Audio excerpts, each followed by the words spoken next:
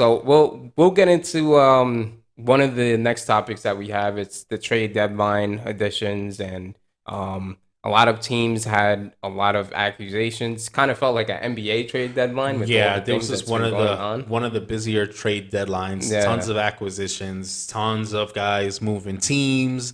right. And I think that's good for the NFL. It creates some more fun, some more things to talk about. And honestly, a lot of these trades were pretty good trades, probably for both teams, right? Teams that either didn't need this player anymore. They needed an upgrade somewhere else. Teams that are building for the future and maybe they don't Right. want to pay the guy they have now.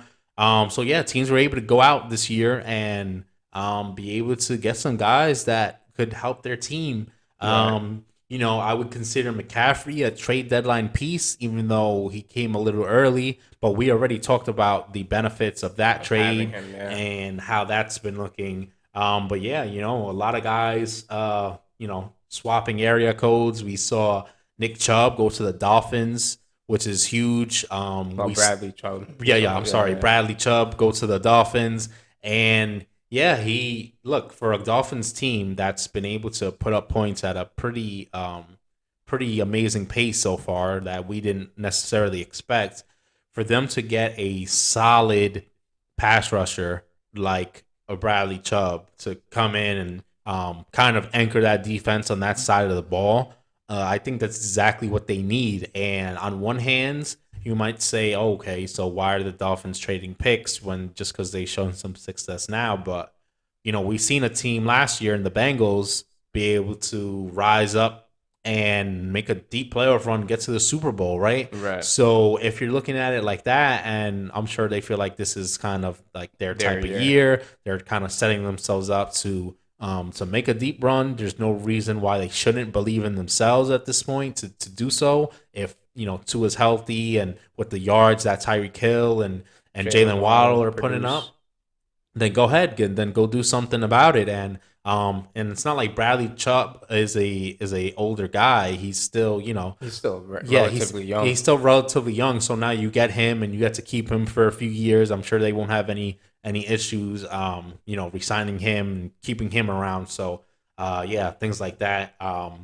Look, we saw Claypool change, go to the Bears. Right. Huge for the Bears in terms of Getting everybody's a been talking receiver. about there's no weapons for Justin Fields. We see Justin Fields kind of being able to let loose a little bit more, kind of them tailoring the offense more around Towards him, him, yeah. which they should have done earlier. But now giving him another weapon, so now it's not only Darnell Mooney, he's the only somewhat serviceable receiver they have. To get a weapon like Claypool, kind of perfect, right? He's a bigger guy. He can go up and get the ball. He's a Yeah. red zone threat. And Well, yeah, I think that's also, I mean, what with Claypool, it's actually kind of weird because I think Claypool, outside of his rookie year, it was kind of disappointing what he was able to do on the Steelers. Because, like, outside of that, it was like there wasn't much production after it. And I don't know if it was maybe he was like, oh, okay, I'm very high up on myself. I know I'm one of the top receivers. Maybe him and Justin Fields gets that kind of mhm. chemistry. Maybe they get to be more what he was on his in his rookie year, and maybe it gives Justin Fields more of a comfort receiver, where it's like he doesn't even have that in the tight end. If you're a Mhm. rookie quarterback or if you're a young quarterback, you'd love to have a safety net, a nice tight end that you could just dump it out to, let him go to work. And we've seen the playmaking abilities of Chase Claypool. Um, I'm both of them kind of need each other. So I think it'll be a good addition with the Bears. One thing that actually stood out with me is it's kind of like, I mean, the Packers were in conversations with him too. And it's like, why aren't the Packers why aren't you giving up a second rounder or a third rounder for this guy? Yeah, I mean it's tough though. If you're the Packers, I think there. I don't know. Like, there's rumors about Aaron Rodgers just retiring after this year, things like that. I think if you're the Packers, you say to yourself, okay, do we want to give up a second rounder for a wide receiver?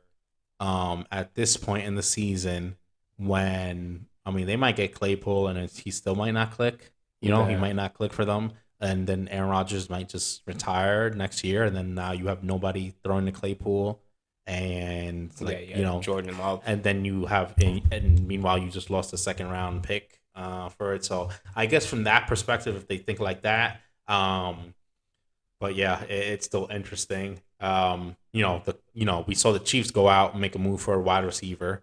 In a similar way, the Packers needed a wide receiver. The Chiefs, they've been able to get by. They actually, picked it up in the more recent weeks, but they went out and got Kadarius Toney, who is very Tyreek Hill like in his traits and what he can do for you on the field. Right. So look, he couldn't really get on the field for the Giants, but if the Chiefs can get him on the field, I'm sure if anybody could use him, it's gonna be Andy Reid. Yeah, Andy Reid's gonna find a way to utilize. So that'll be interesting.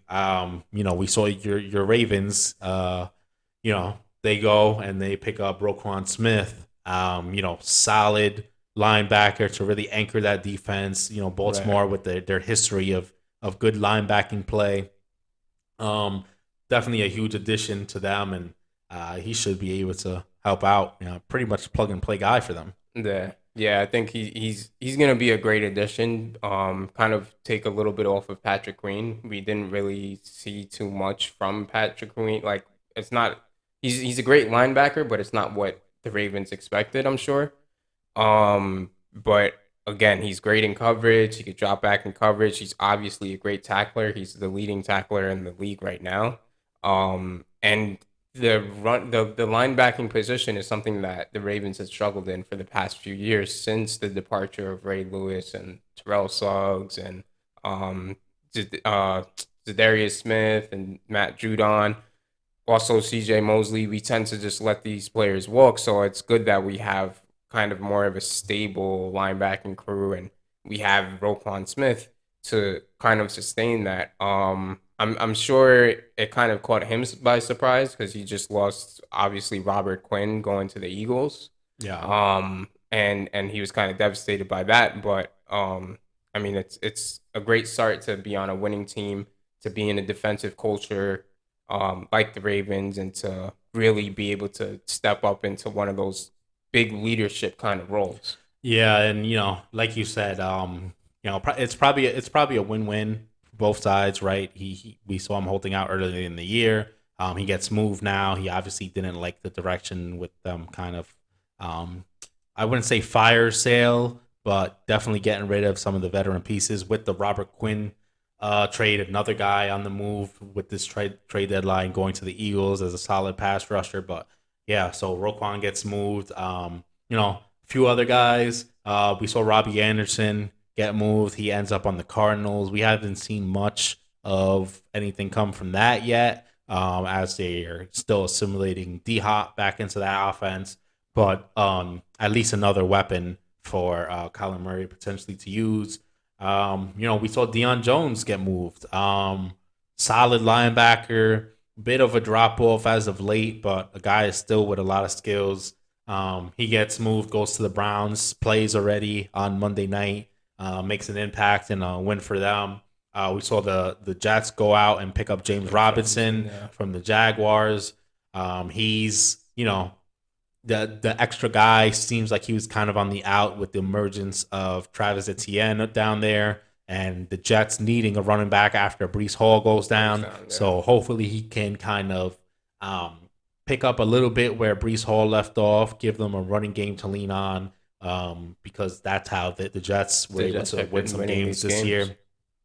A few more guys. We have Jonathan Hankins on the move. Solid defensive tackle. He goes to the Cowboys, already good defense. I'm sure he'll fit in just right over there. Nyheim Hines goes to Buffalo. He could be a sneaky weapon for them, right? Yeah, I think that's the trade, I think that's the trade of the season. Yeah, very underrated, quiet trade where the Bills get a guy who can, he could run the ball, but he could also do a lot of things for you in the passing game with catching passes, because he's a great route runner as a running back. So for Buffalo, the more weapons, the better. The sneaky trade there. We have Jeff Wilson. He goes on the move probably as a result of the Niners bringing in McCaffrey. So he goes down to Miami, where he gets to continue making an impact and being a fairly productive back. And then, we have Hawkinson on the move, right? We know he's a pass catching tight end. Odd that Detroit trades him, but I Right. guess they're probably looking more future at this point. Even though their offense has been clicking, they haven't been able to win a lot of games. And then the other big name out there, Calvin Ridley, goes from Atlanta to Jacksonville. Um, Pretty strange trade in a way. Nobody's really thinking of Calvin Ridley. But I guess for an Atlanta team that's kind of overperforming, they're able to, get some more picks and build more for the future with that. And the Jacksonville Jaguars able to get a real solid number one after they've already got Christian Kirk. Christian Kirk is a good wide receiver. Calvin Ridley is a true number one wide receiver. So Right. once he comes back from his suspension, could be some great things cooking down there with Trevor Lawrence.